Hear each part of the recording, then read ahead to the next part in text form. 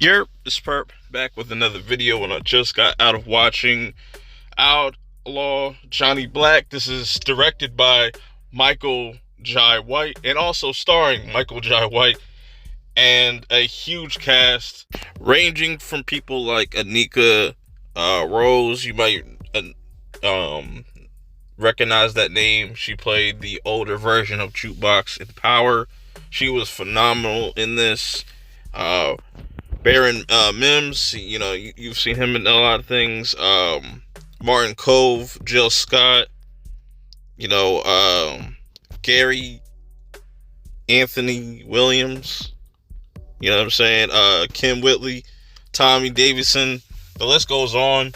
Really solid cast all around, and just a fucking hilarious movie where you have Michael Jai White playing this like outlaw cowboy martial artist. It's fucking hilarious, and it kind of reminds me of a mixture of The Harder They Fall mixed with Blazing Saddles. It kind of gave me that vibe, and it was really well kind of shot. It's pretty long. I would say this movie is about 2 hours and like 15 minutes, so you're definitely going to feel this runtime, but I don't think it hindered my enjoyment of this movie.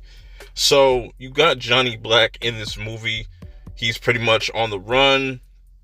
He was pretty much set up to be executed, but was able to kind of escape that.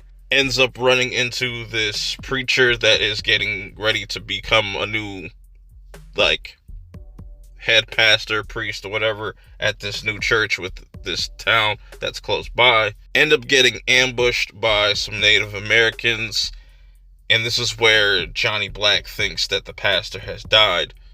But here, come to find out he lived, and that ends up being a little funny storyline, to which Johnny Black ends up kind of posing as him for the time being until he comes back into the story later. But Johnny Black's whole motive is he's on the run, but he's also trying to get revenge for his father's killer. And I like that whole story arc that he goes through, where he still will pull his gun and, pull his pistols, but he also kind of finds faith, in the different kind of journey that he goes through and his interactions with this priest and these people of this town, like Jesse Lee, where they kind of have a whole romantic storyline. Jesse Lee being played by Anika Rose, which she does a really dope job, and I'm drawing a blank on the actress that plays her sister, but she did a phenomenal job well. She was hilarious, and there was just a lot of funny bits throughout this whole entire movie, where it definitely was very silly, but it also knew how to make an effective story as far as taking certain things serious when it needed to be serious, like setting up Johnny Black's father's killer, where he's just completely relentless, he's heartless, he's a pretty effective villain, but how everything kind of comes together in this movie with Johnny Black having to pose as the preacher, and where that goes, and him trying to gain the trust back of the people. And it's a lot of interesting kind of storylines going on throughout this whole entire movie. Also, the stuff with Jesse Lee and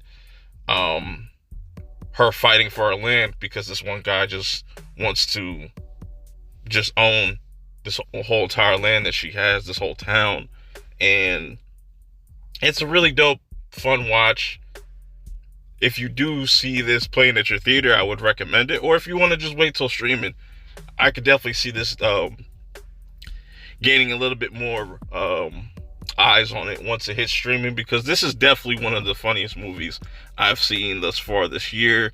And I think Michael Jai White did a great job behind the camera and just directing this and making it feel like an old school Western, but also mixed with like a little bit of blaxploitation and, just a lot of different elements to this movie. I do wish it was rated R, And the runtime, even though it's not a hindrance, it's more of a nitpick, could have been rounded down to like a 2-hour movie. I think that would have been solid. Other than that, very much enjoyed this movie. Recommend it.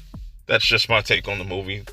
Let me know how you guys feel about it if you ever get around to watching it. Till next time, I'm out.